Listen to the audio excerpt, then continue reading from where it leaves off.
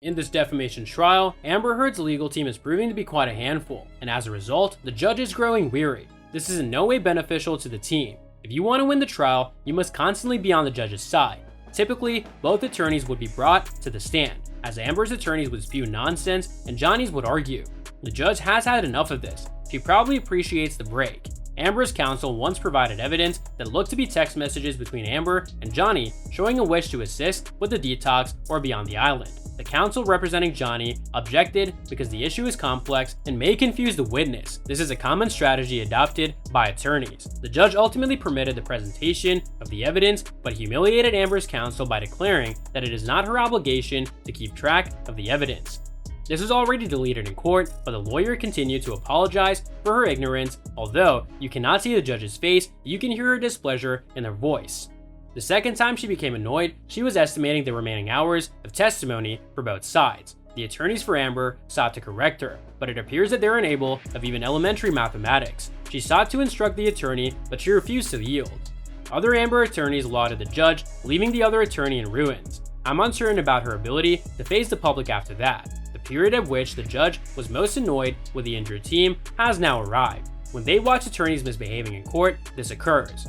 The judge was astonished that they had the courage to do this in her presence. The judge warned Amber's team to stop laughing and talking and to remember that they were in court. Presumably, the judge is nervous due to their presence. Johnny Depp may have prevailed in his defamation suit against his ex-wife Amber Heard, but the legal drama is not done.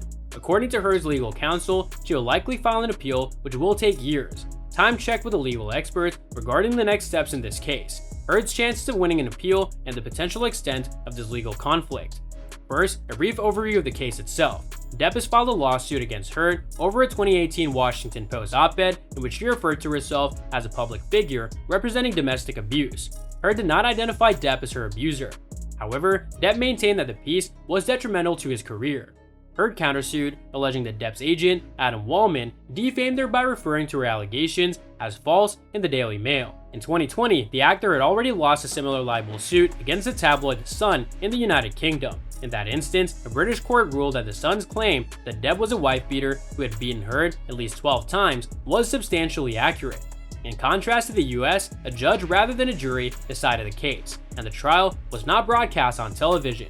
In the US, both Heard and Depp received compensation. The court determined that Heard intentionally defamed Depp and granted him $10 million in compensatory damages and $5 million in punitive damages. The judge then decreased the punitive damages to the maximum amount permitted by Virginia law, $350,000. In addition, the jury awarded Heard $2 million in compensatory damages for her counterclaim. Paying damages to Depp would imply that the jury believed the Pirates of the Caribbean actor's claim that Heard lied about the evidence she accused, but giving damages to Heard would indicate that the jury did not view her allegations of abuse as a hoax. Experts disagree on what Heard's legal team will or should do if they decide to appeal the case. The jury appeared to believe that Depp's account more than Heard's. Even though this jury's verdict was inconsistent, experts agreed that it is uncommon for appeal courts to reconsider jury credibility judgments. Rebecca Sullivan, a family law attorney in Washington, D.C., observed, "Anyone appealing faces an uphill struggle. According to attorneys who talk with Time, Heard's defense team will likely claim that a legal error happened during the trial and will attempt to overturn the decision on the basis that the jury was swayed by outside factors. Regardless of the choice made by Heard's legal team, an appeals court will not issue a ruling soon." David Ring, a civil trial attorney in Los Angeles, views the system as slow and costly. According to him and other specialists, the appeal would take at least 2 years. Multiple attorneys who talk with Time estimated that it will cost Heard hundreds of thousands of dollars on top of the millions of dollars she has undoubtedly already spent on legal expenses. However, if you face a $15 million judgment, it is likely that you must pursue it, Ring argues. Before the appeals process can even begin, it is likely that Heard or her insurance company will be required to post a bond proving that she has or can collect the money that she owes Depp. It is doubtful that Heard will be able to post bond, as she and her attorneys have stated that this trial has been financially taxing. Nevertheless, if she chooses to persist, her legal team may have a better chance before an appeals court than before the jury of 5 men and 2 women that awarded Depp damages. Videos and memes of Depp and Heard testifying with a preponderance of pro-Depp commentary was prevalent on TikTok and other social media platforms, Sullivan adds. I would anticipate the appellate portion of the case, in which the audience consists of judges, to place a far greater emphasis on logical arguments and a much smaller emphasis on theatricality. On appeal, there would be no cameras present, and Heard's testimony cannot be analyzed, manipulated, or misinterpreted by social media.